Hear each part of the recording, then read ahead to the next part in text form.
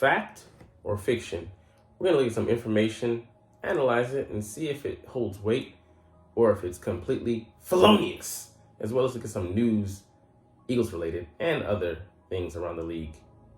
So, what's up? It's your boy Cintron. Come back after another analysis / news video, and I kid you not, that's my real name.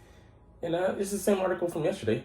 If you were here, you would know that, but you weren't, so it's all good. So, anyways, we're gonna look at the latter part that covered some various information. So, we looked at the Eagles roster and evaluated whether these players are gonna play better or well, some of them are coming in. So, what's the worst case, best case scenario we can look at from as far as play from them? And now we're gonna look at some of the information and verify it as true or false. So first item up, the changes on this Eagles offense are cosmetic. If anything, they look better than the group that averaged 34.7 points in the playoffs. False.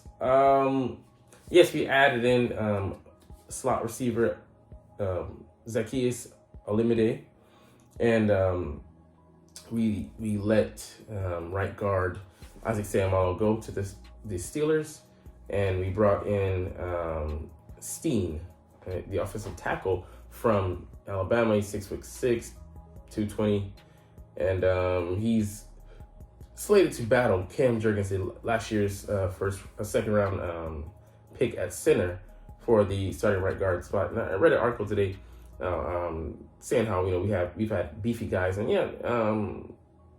Seumalo looked to play in the 320 to 330 range, and he was solid, but he protected Jason Kelsey, and it allowed him the freedom to be able to have flexibility to move, get to the second level, and in between him and Lane Johnson, he was kind of buffered, protected, but putting a lighter guard there who's really just a mobile center wouldn't be in the best interest, as it would compromise us someone there on the interior. That's an interesting take. So I'm interested to see how that right guard battle shakes out in the heat of summer. Who's going to win the job? Does Steen have an actual shot? I would like to say Jurgens does, even though him coming in lighter, he'll be able to circumvent his lighter weight. But all the pieces other than those two, that position, as well as running back, who return everybody else in the offense. So we get to continue to build that camaraderie there on that unit. Look better. I don't know about that, because our defense also afforded us giving us the ball back so much advantageous field position. So that's not being taken into account. So I would say we're actually worse on offense, but definitely not that far off worse. But it's more the defense affecting us with the ability to put us in prime field position and being able to score points and get those takeaways caused by basically rushing the quarterback into oblivion, causing them to make mistakes, and also causing turnovers by way of strip sacks as well. That's going to be dialed back a little bit. I don't know how much. By how much, we'll see. But the defense might be playing catch up to the offense, which is scheduled to be on like a broadcast program at its regular slated time. So we'll see how that goes. Next, Marcus Mariota will be interesting to see behind his offensive line if he needs to make a spot start. True, I'd love to see what he can do. That being said, we don't ever want this possibility to come true, because it would mean things have gone drastically wrong in the Jalen Hurts experiment, as far as him providing stability at the starter as a starting quarterback, and we are not doing good. We don't want him to be a long term. A spot start, cool, but we want it to be of our own volition. Let's just say we got the first round bye, and we're choosing to start Mariota and as well as some backups, and getting rest heading into the playoffs, and in the advantageous position of having the first round bye. Being able to rest up guys and just play our starters in case we need to break glass and spring Mariota from his wooden prison. Pause. All right, next up, the Eagles will rotate Rashad Penny, Deandre Swift, and Kenneth Gainwell in the backfield in an effort to keep them all healthy. Don't discount Gainwell will end up with the most touches. He's an ascending player who led the team's running backs in snaps in the Super Bowl. It is only one of the trios signed past 2023. I'd say this is false because I think if Gainwell is doing so, that means Rashad Penny is not healthy. So that would mean if they're all healthy, I don't think that's the case.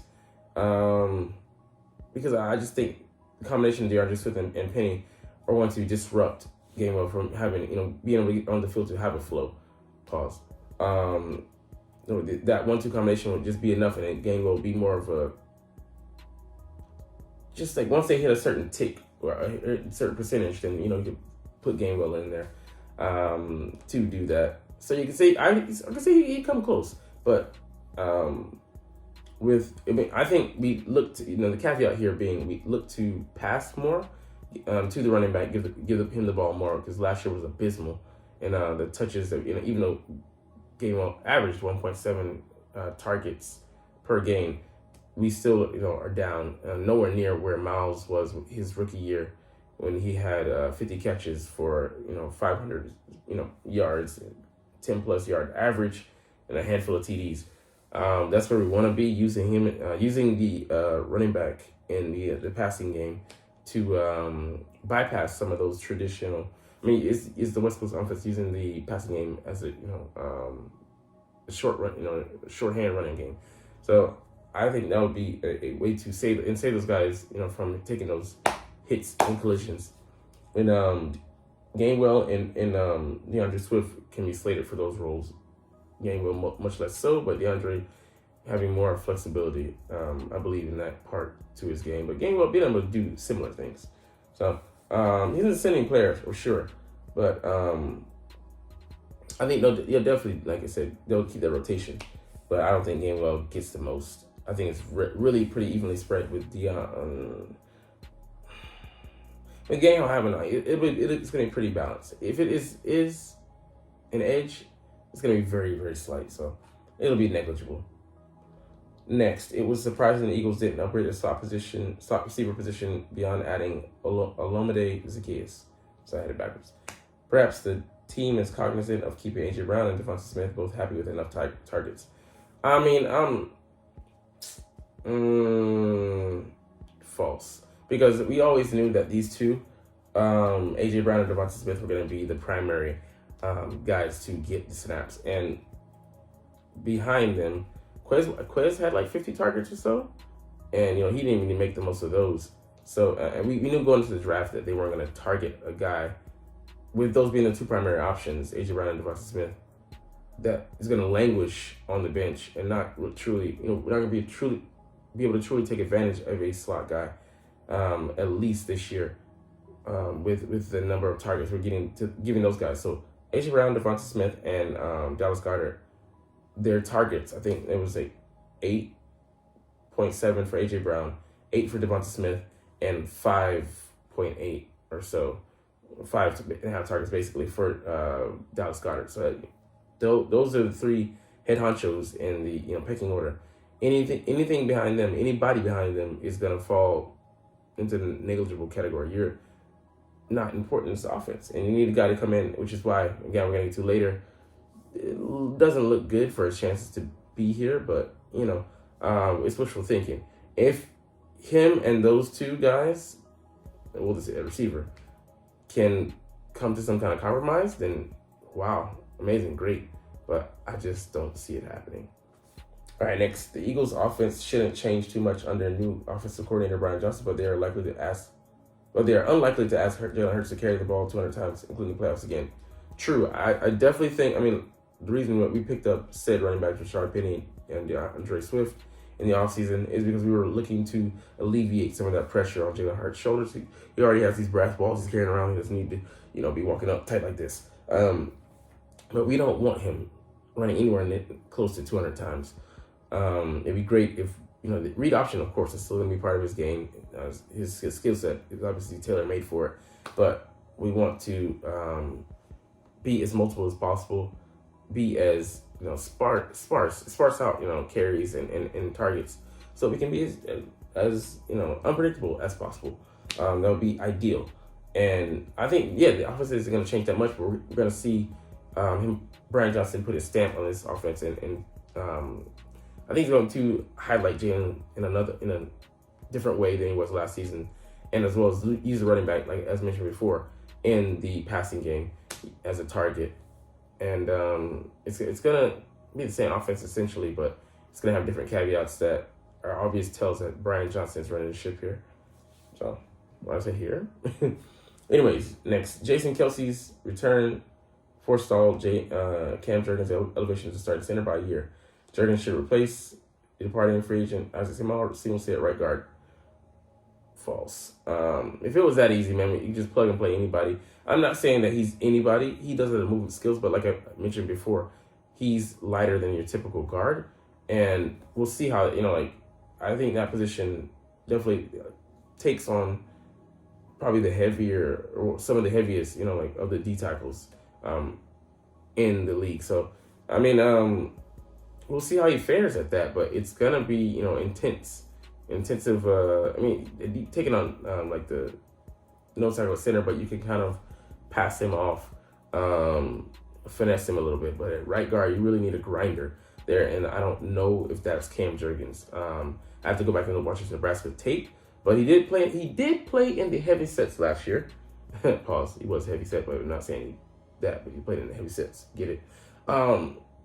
And he was able to get pushed. So that I don't know. We have to evaluate that moving forward. But like I said, I like the guy. He's a hard worker, dedicated kid. Blink your eyes in preseason last year, you'd be easily mistake him for a copy of Jason Kelsey. Out there, you're like, man, he's on the bench with it. That's Cam Jurgens, Beef Jurgens in there. But he's strong. He has a stronger build than Jason, so he might be able to hold up better. So we hope that plays in his favor this season. But I don't think it'll be seamless.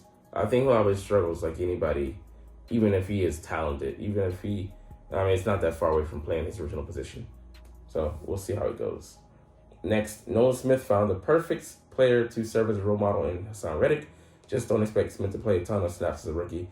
He's behind Reddick, Josh Sweat, and veteran Brandon Graham at edge. I think this is true. Of course, the comparison, they're two Gumby guys. He's more athletic than Hassan Reddick, but you couldn't look for a better comparison and a better mentor to have. Someone who has your skill set, but you're a little bit more athletically built and with better traits. But yeah, I don't know if he'll play a ton as a rookie. But the thing is, we might look to get him on the field in multiple positions. Some of the other traditional linebacker positions, not rushing but playing pass coverage, and filling the run from different angles and stuff like that. But he is behind those guys. But that being said, he always have a place in Philly because we love pass rushers. We put a premium on guys on the edge and in the interior, at D tackle, to getting after the quarterback is a priority here in Philly. So Howie Roseman loves to rotate those guys in, have those guys rotated in, and have it swarms, waves of guys. We're like defenders in European times. We're coming in waves, baby. But yeah, he's in a great position though, and he has the requisite, not just the requisite talent, but the hunger, drive to learn. So it could get scary for the rest of the league. All right, next, the Eagles plan ahead, easing defensive players into roles. 2022 first rounder Jordan Davis snaps figure to tick up this year, while number 9 overall pick Jalen Carter may not be needed for much more than 500 snaps. It's crazy how deep the Eagles' interior is, where a promising third-year player Milton Williams will be fighting just to see the field. But true, we are deep. We have Fletcher Cox, then we have Jordan Davis, then we have Jalen Carter, then we have Milton Williams, then we have Contavious Street, then we have Mojo, and then we have Marlon. So I mean, at 7 right there, and now all those guys are slated to make it, with I think maybe one getting cut. So we'll see who it is, but the danger is we don't have a guy with, obviously not the skill set, but the size of Jordan Davis. We do have an undrafted free agent. I forget his name. He's 346 pounds though. From last year, I forget where he's from, but if he could play his way up to the roster and be somewhat of a stopgap there and show some talent, some pass rush, and maybe that'd be asking for a lot, but show some push, getting not getting to the quarterback, but being a stopgap. That'll be excellent to have, and put us in a bit of a conundrum on who to keep.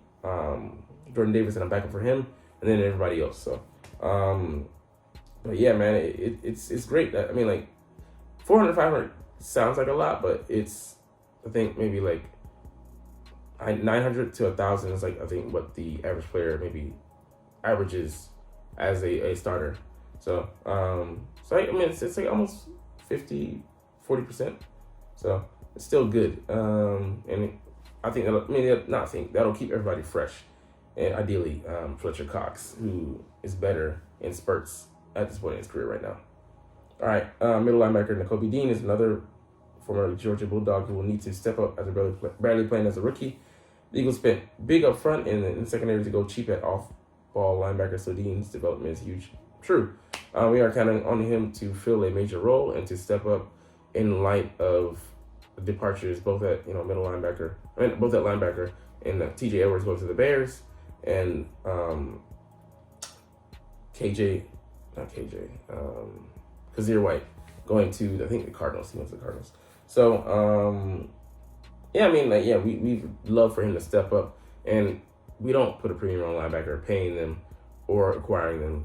He was not a surprise, but, we just took advantage of him dropping from the first round grade he had on him to the third round because of felonious shoulder issues and injury woes that apparently plagued him. But, he came out and proved that's false. But, I mean, it was great nap for us, and like I said, we got him in the third round pick, and he was in development. He didn't outplay the veterans in front of him last year, so he was on the bench. But he showed a lot in the Titans game, but still that was, albeit, a handful of snaps. And we really want to see what he does in training camp. And yeah, if him and Morrow don't show enough, Howie could always bring in another guy, but I wanted to bring in another guy anyways, like Miles Jack, for example, for depth purposes. So, because we're not beyond. If one of those guys goes down, there's a big question mark. And the next guy coming up to fill their shoes. So we could use steady backups as well as a receiver. I'd love that, bring in some guys, but that's a whole nother video case. All right, next, rookie safety Sidney Brown has a chance to play more than better known first round picks Carter and Smith. For now, I'm listing Brown as a backup, but he has a shot to displace Terrell Edmonds or especially Reed Blankenship. Brown will give the Eagles secondary some Talanoa Hufanga like playmaking juice. False for the first part, true for the last part. I don't know. I just think Reed Blankenship and Terrell Edmonds have such a Reed. He played last year and he's been in the system. Brown has the talent, but I'd say there's the three safety looks that we can show that could get him on the field regardless, and also playing in the nickel and things like that. But I don't know if he has that kind of talent, ability to play in nickel. But definitely, I don't know if this could be kind of a redshirt year for him, but we'll see. But yeah, he can be a playmaker, as he did have 6 picks last year, albeit at the college ranks. But yeah, he had talent, but similar to what he does here. 2 solid corners. One was a first round pick, Devin Witherspoon, and the other went to the Redskins in the third round, Jartavius Martin. So he played with 2 guys and another safety who was solid as well. But it puts him in a prime position to take the starting job if he can, but play more. I don't know about that. Yeah, because like you said, you're gonna get 400, 500 snaps from Jalen Carter. Smith definitely, he does have a chance to play, but maybe more so along the lines. But it all depends on how he battles in camp. All right, last item here. I picked the Eagles to win the Super Bowl before last season because they have this best roster. This group is better now. So I'll probably do it again. Of course, I'm gonna pick them to win the Super Bowl, but that's more like it all depends on who we match up against and who's on our road to get there. There's so many caveats that you put your team there because everybody's at 0-0 right now. But the truth is you really don't know. But anyways, that's the false true edition. We'll get to some news around the league, but before we do, we'll address one of the items right now. So, Devonta Smith, our 1B receiver, 1A, we'll call him 1B, went on to the I Am Athlete podcast, and he talks about a myriad of issues, but one of them being Quez Watkins, and him saying that he believes Quez is going to come back better this year. Man, I'd love for that to be true. Quez Watkins has, talent. He's a fast guy, runs a 4.36. Tall guy, I think he's like 6'3". Yeah, he's wiry, but a couple of things if you can address his play strength. He had the ball ripped from him in the Cowboys game by Darren Bland over his back. Things like that can happen. That would never happen to A.J. Brown, and even the slider of frame, Devonta Smith didn't have guys doing that to him, so he put himself in a position, which leads us to route running. He needs to get better at the stemming at the top of the routes, being able to create separation. Also, rounding routes off, the crispness of his routes. They're like soggy cereal. They need to be like, cereal just hit the milk 5 seconds ago. Hard, crisp. So he needs to get better to that attention to detail. And then, he's notoriously not a hands catcher. Get on that judge machine, running under those deep balls. He doesn't trust his own hands, which is why he catches the ball, body catches the way he does. So, I mean, and then, getting better at, running myriad of routes. He can run, some pretty good routes. But, he needs to be able to open, diversify his route tree. Maybe he could see the field more if he does. That would validate, coaching staff giving him more leeway, rope to run with, and highlighting and featuring him. He could be a weapon, as far as just a backup plan. So there's many things that he could do to help himself out. But I think there's a fire burning inside him. Definitely he self-admitted that he didn't end last season on a pleasing note.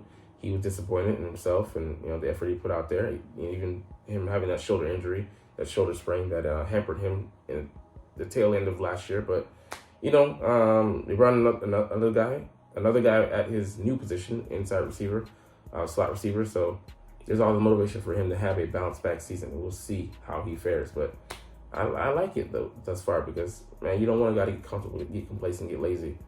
So Smitty believes in him. I mean, he's being a good teammate, but we got to see it, the proof, let it be in the pudding. All right. One of the last things here we'll look at, Deandre Hopkins. He has been released by the Arizona Cardinals, and that means he's a free man. He's a free agent. So could he come here to the Philadelphia Eagles? He famously, on the same podcast, the I Am Athlete podcast, listed Jalen Hurts as number 3 or number 4. One of the, places that he wanted to come and play. And also the quarterbacks he wanted to come play with was here in Philly with Jalen Hurts. And, famously left Dak off the list. He was like, they're like, how about Dak? He's like, he made a very conflicted, face, make Mark Holmes mad. He's like, man, I don't want you here. Do you want to come here, dude? Sour grapes, because you'd be overjoyed if he said, he put Dak on the list. But that being said, Nuck, as they call him, Nuck if you buck, 2000s classic. But he has a great catch radius, not fast guy, quick, but he can play in the slot, has versatility. He's outside receiver, but he's a starting receiver, though. That's the thing, though. He's 31, but, he's still on top of his game. Had, injury / suspension issues the last 2 years, but before that, he produced, I think, a 1,200 or 1,400 yard season, one of the two. But yeah, he has great concentration, man. His hand-eye coordination is, tops in the league. And he would bring a wealth of experience, to this offense and make sure that you couldn't double A.J. Brown or Devonta Smith. I mean, that would just be excellent. But can he take a reduced role? Could he take, a back seat, being the third fiddle or, possibly the fourth fiddle behind Dallas Goedert, a tight end of all things. So, and also his pay demands. What is he going to be asking for? Over a certain number, we won't want to pay him. So there's a lot to consider there, but definitely you should kick the tires because it's just, you don't want to be hard-headed and declare things as, black and white. It's a study in gray. and he'd be a great addition to this offense. Yeah, things would be complicated, but like I said, earlier, we could talk to the leaders, talk to AJ Brown, talk to third Dallas Goedert, talk to secondarily Devonta Smith, and if they can put their egos aside, man, what a dynamic offense we would have. But anyways, we're gonna end the video there. Not getting into any other issues around the league. Don't care. But now, you're not even watching though. It's all good. It's all good, as I always say, because it's fly, Eagles, fly, and let's motherfucking go. Like, comment, share, and subscribe if you like. Thanks for watching. Check me out at Cintron, Cintron Anime, Cintron Life, or Cintron Laughs, or other social media.